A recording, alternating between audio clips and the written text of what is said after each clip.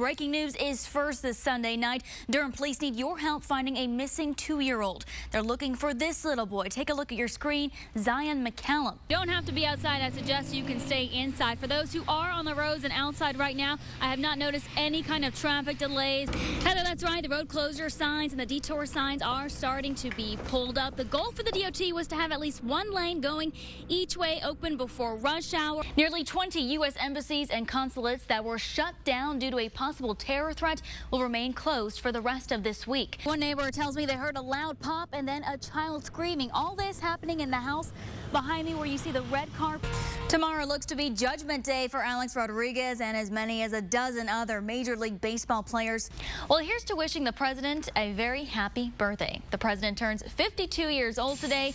He's spending his birthday at Camp David, the presidential retreat. Democrats in Congress helped the president kick off the celebration earlier this week. House Minority Leader Nancy Pelosi presented the president with a birthday cake. It was a big dark chocolate cake with the presidential seal. Sounds good. It certainly does sound good, doesn't it? Yeah. Police say today they had dogs on the ground, a helicopter in the air, and this weekend hope to have a group of volunteers as they expand the search for Danielle Locklear. We want to cover every square inch of ground that we can possibly cover. The chief of police says they are intensifying the search for missing 15-year-old Danielle Locklear and calling on volunteers for a massive search planned this Saturday. Locklear has been missing since last Tuesday when she left her home here in the Fox Meadows subdivision to walk to a friend's house. She never made it. It's in this same neighborhood police have been knocking on doors asking anyone for any information. For a young girl to go missing like that, it's really, uneasy. Wayne Weeks has 2 daughters of his own and lives behind one of the many doors police knocked on. I didn't have a problem, inviting them in, letting them, look around. They asked him the same stream of questions they asked other neighbors. Did they know Danielle? Did they notice anything out of the ordinary? Yes, they have come on our street and was asking questions.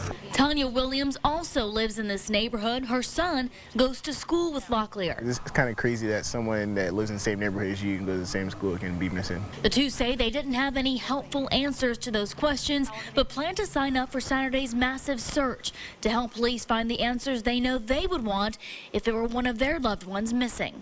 The FBI is also involved in this investigation, and police say thanks to tips still coming in from the public, they are following up on new leads, but wouldn't elaborate on what those leads exactly are. And as to whether foul play is involved, they just say they're just not ruling anything out at this time. Now, that search will start Saturday morning at 9 at Southview High School. If you'd like to sign up to help, all that information is on abc11.com. Just click on this story.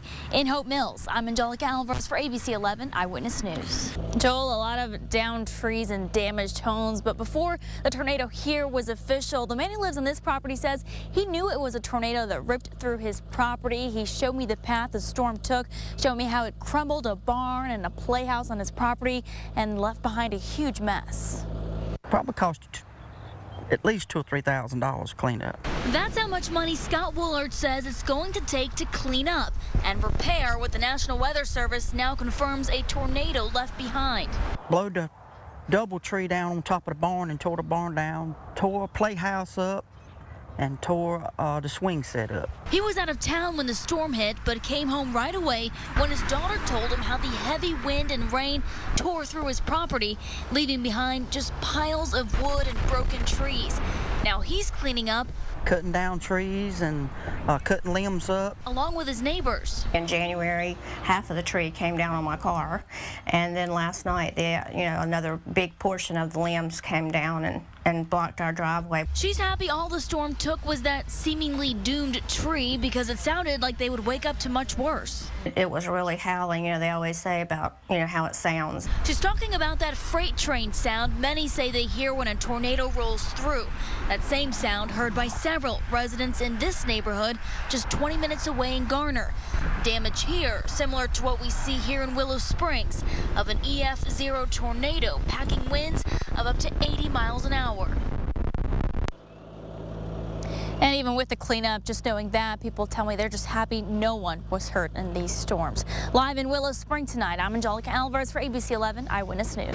Tisha, that meeting was held inside of a local business with signs out front, much like the ones you see behind me. And the worry is that small businesses have is without those big signs that business could suffer, as will our local economy. Now, it was a packed room inside of that meeting full of business owners inside the Architect there on Hargett Street. They're angry about a push from some city council members to further restrict signage. The worry is that the big flashy signs you see are distracting to drivers and consider some to be even gaudy, not aesthetically appealing.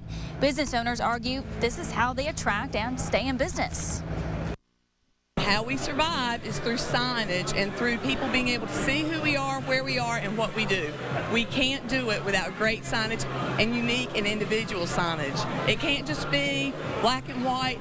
It has to be colorful. It has to be out of sight, dynamite, and too much to see.